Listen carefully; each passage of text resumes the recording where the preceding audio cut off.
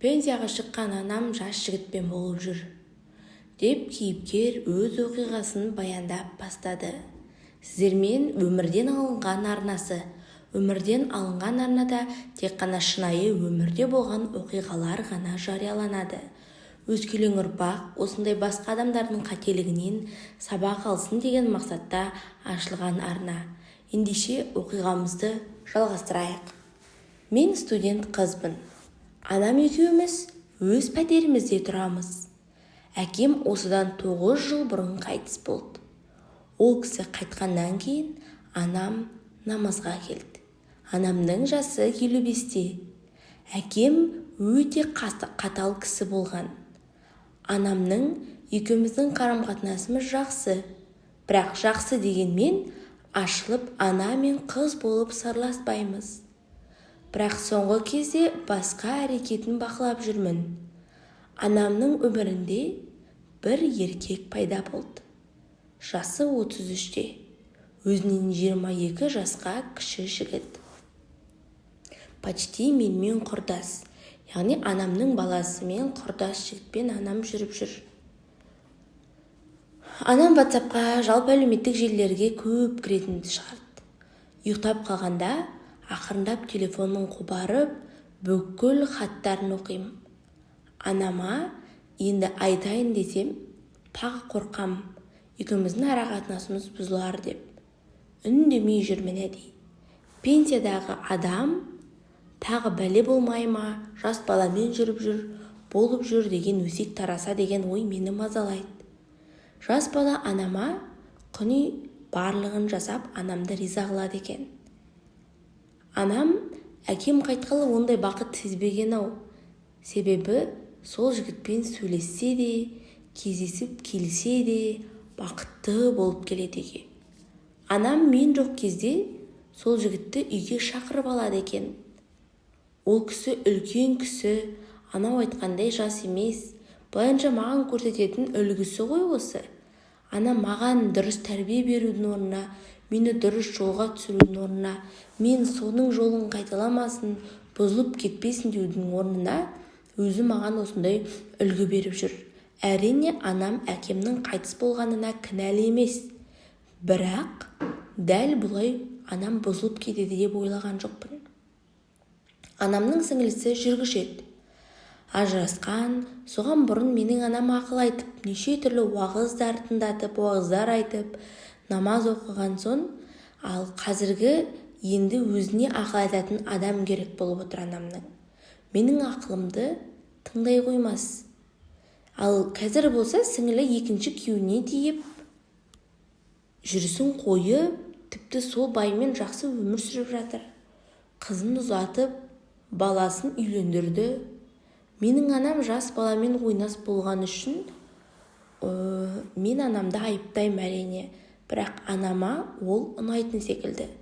Соңғы кезде анам өзгеріп, интимдік жаттығулар жасап, жас сезініп өзін, боянып, өзін күтіп жүр.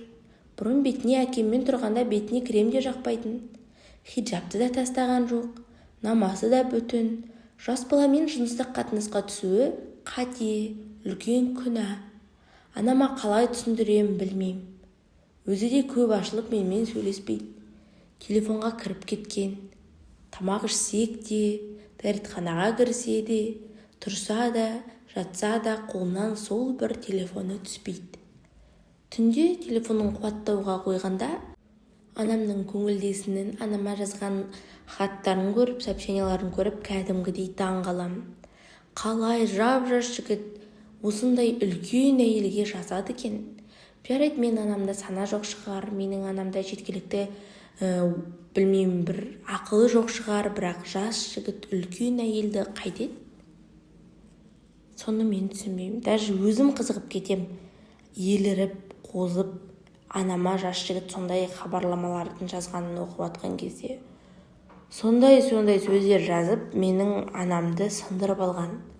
Анам тіпті ақша беріп оған арасында квартирасына көмектесіп тұрады. Ол да магистратурада оқитын жігіт. Ондай жігіттерді кім дейді? Альфонс дей ма ондайларды? Мен оның барлығын анама қалай түсіндірем? ажырасқан жүргіш сіңлісіне өзі ақыл айтып алып, енді сол жолға өзі түсіп отыр қазір. Анамның нәпсісін қалай баса аламын? Маған ақыл кеңес керек. Не істеймін білмеймін. Қызым бақытты болсын, қызымды ұзатып жеткізіп алайын деудің орнына, анам тіпті менің ойыммен санаспайды. Менің өмірім не болып жатыр, тіпті ол анама қызық емес. Менің де жасым кішкентай емес, мен де 21 жастамын. Жаңағы жігіт сымағы 33 жаста болса да, екінші высший, яғни магистратурасында оқып жатыр екен. Мен де магистратурада оқимын 21 жаста болсам да. Мен енді 11 бітірдім, 11-ден кейін 4 жыл жоғары оқу орнында оқыдым. Ал биыл магистратураның 1-ші курсын аяқтаймын. Анамның жаңағы жүрсқой жігіті де 33 жаста магистрант, ол да 1-ші курс оқиды, бірақ мен оны мүлдем танымаймын. Мүмкін Альфонс болып, менің анамды пайдалану мақсатында жүріп жүрген шығар. Соңғы кездері бізде үйде мүлдем азық-түлікте болмайтын кездері болып жүр.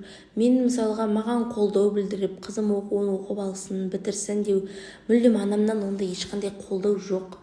Мысалға, мен азық-түлікті алам үйге стипендиямнан, оқуымнан шыққаннан кейін жұмысым бар, менің. Содан тапқан табыстарымды мен осы үйге азық-түлік алумен, хозтовар алумен кетеді. Анама да арасында іш киімін алып беріп тұрамын. Бірақ соңғы кезде менің анам алып беріп жүрген іш киімдер ұнамайды. Анам басқаша кәдімгідей эротикалық киімдер сатып алады екен. Бір күні үйге доставка келді, анама деп, ал анам ол кезде сол жігітімен кездесуге кеткен болатын. Жарайды, өзім ашып көре салайыншы, мүмкін маған бір сыйлық жасағысы келген шығар дедім де, ашып қарасам, түсі қып-қызыл болған кәдімгідей іш киім комплект сондай заказ беріпті. Мен таңғалып қалдым, себебі менің өзімде ондай комплект киім жоқ. Қайсы бір оқиғаны айта берерімді білмеймін, бұл ешқандай ойдан құрастырылған оқиға емес.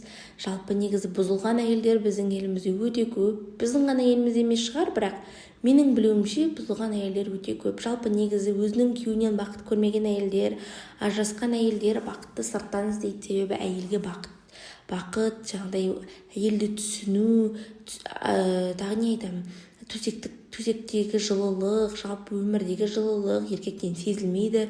Сондықтан күйеуі қайтыс болған әйелдер менің анам құсап осылай рахаттанып жүреді негізі шынында да. Әрине ешқандай жамандық тілемеймін. Анам да күйеуінің қайтыс болғанын, әкемнің қайтқанын тілеген жоқ. Бірақ сонда да мені қатты қынжылтатыны анамның менің ойымен санаспайтындығы, мені мүлдем ойламайтындығы.